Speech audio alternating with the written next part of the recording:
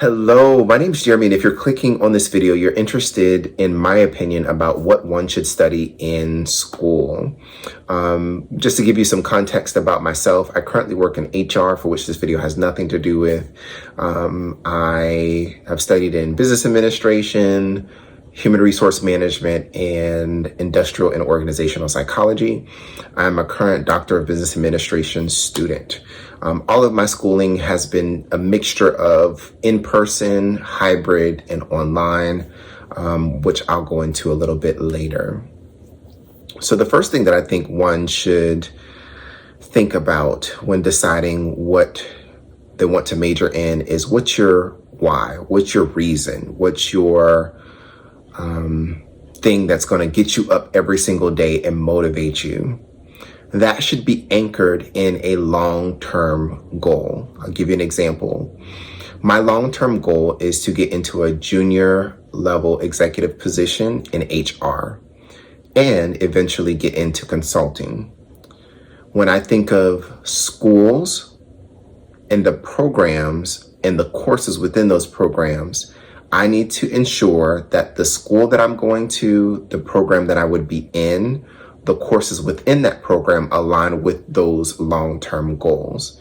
If they do not, then I may want to consider different programs or a different program or a different school. Because ultimately, when you walk across the stage, you want to say, I have academic experience with things that add value to me becoming whatever your why is or whatever your reason is.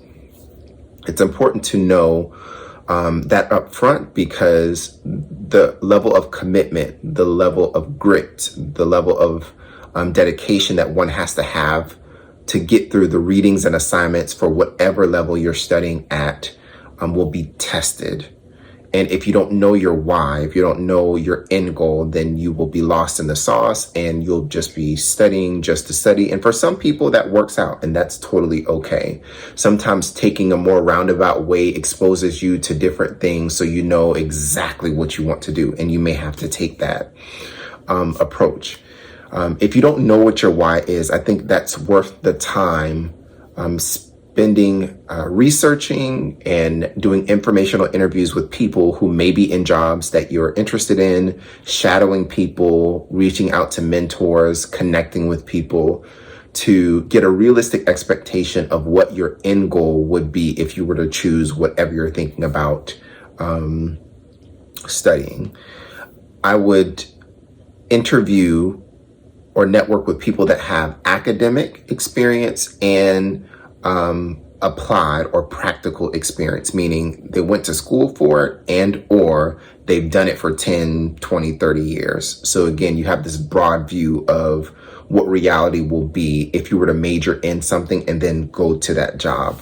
Also take into consideration that the field that you decide to study in today will not be the same 5, 10, 15, 20 years down the road. So I would also make sure that you're studying in a field that will be relevant in the world or in society.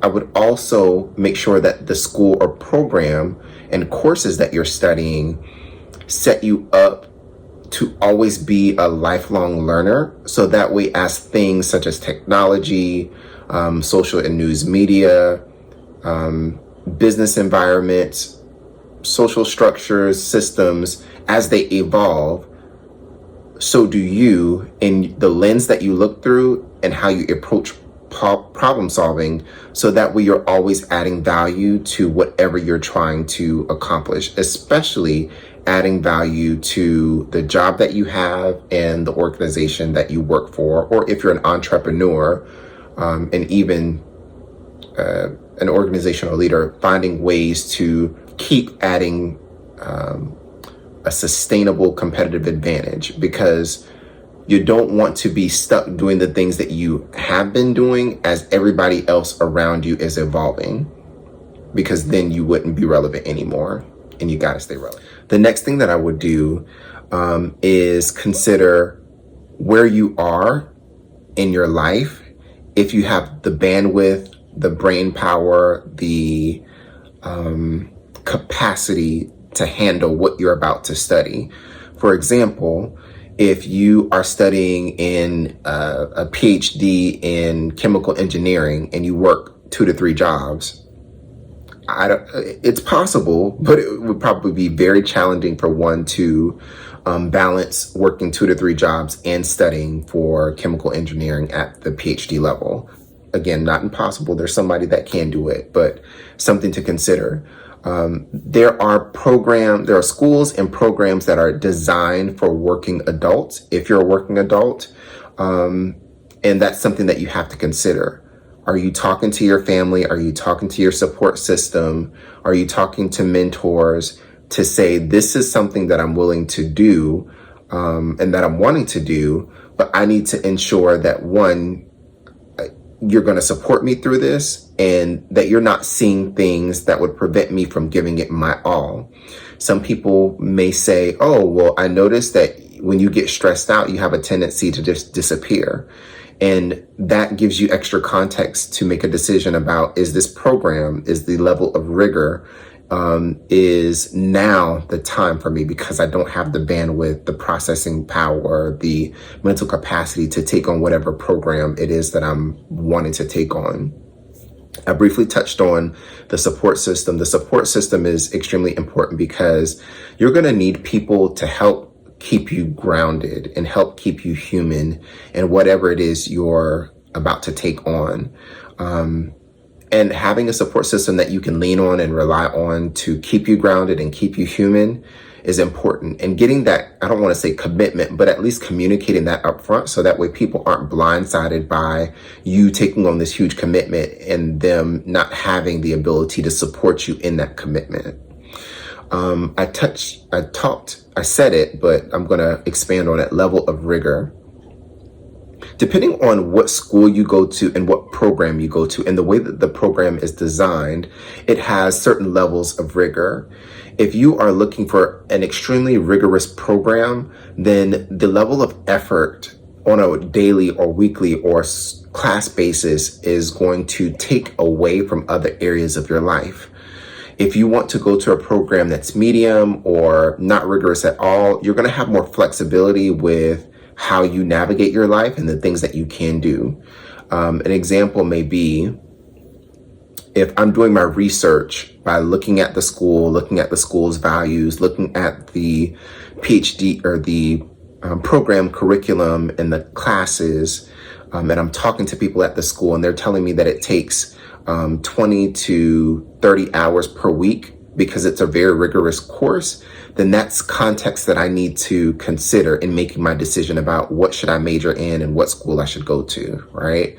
And you should shop that against other programs that may take a more relaxed approach or may not be as rigorous.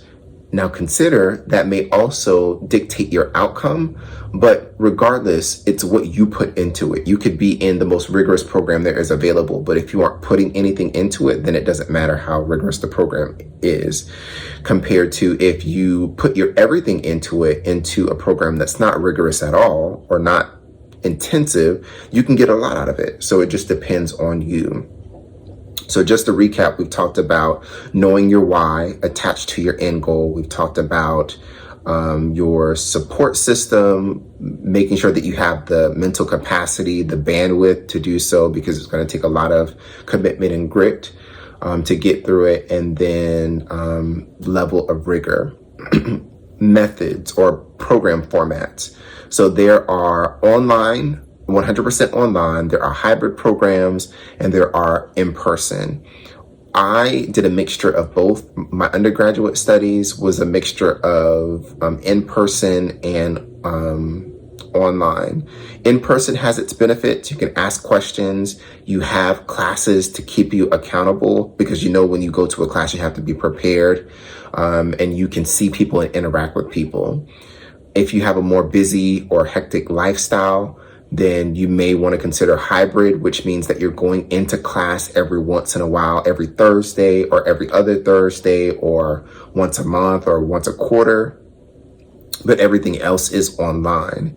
And then there's fully online, which means you do literally everything online. For online programs, they're synchronous versus asynchronous. Asynchronous, I believe, means you do all the work without having to sign into a class. And synchronous meaning you have to sign into a class every Wednesday or every Thursday or whatever it is as a requirement for your class. Networking, when knowing what you want to major in or what school you want to go to, the alumni network is something that you should look at, as well as the additional resources that the school provides, because you're ultimately looking for something that's going to give you the best return on investment. In other words, if you know that you want to major in biology, and you're doing your research and you see that the school is a great school, you see that the program and the courses within the program helps you to meet your long-term goal of being a biologist, and on top of that they have a vast alumni network, that's so important, because you need to network as you're in school and while you're applying for jobs in order for certain doors to be opened, and that alumni network can help with that. Professors do make or break your experience. You can have the professors that are really engaged and active and want you to do well in the course, but will challenge you. And then you can have those professors that are like, oh, looks good, you get an A. Or you can have those professors that are not engaged at all, but your professors do make your experience.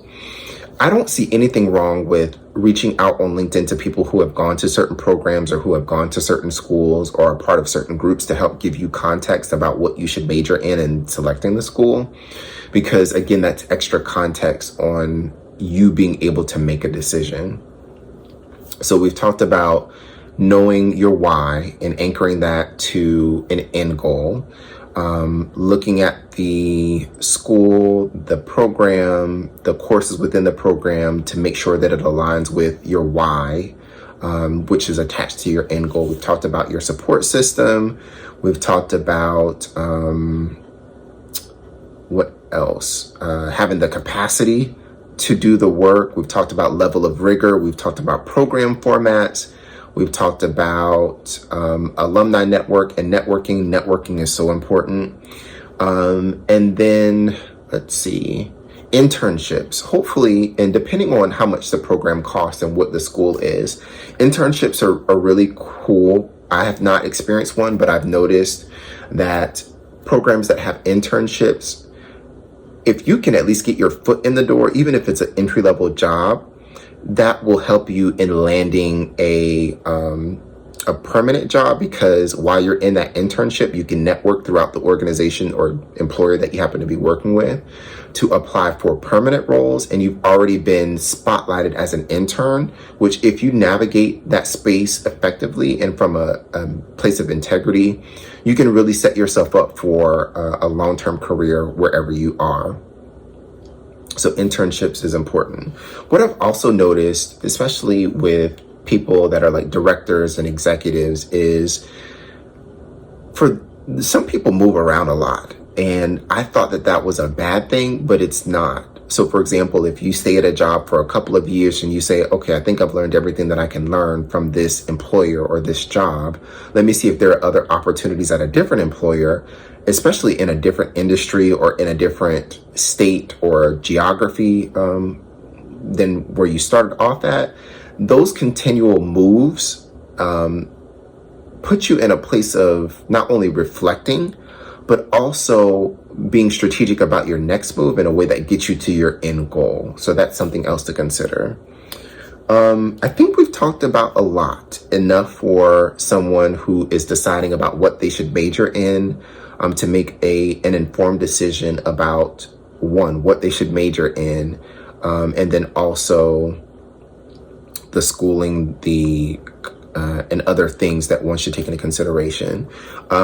Studying at different levels: bachelor's, master's, certificates, and doctoral studies, as well as associates.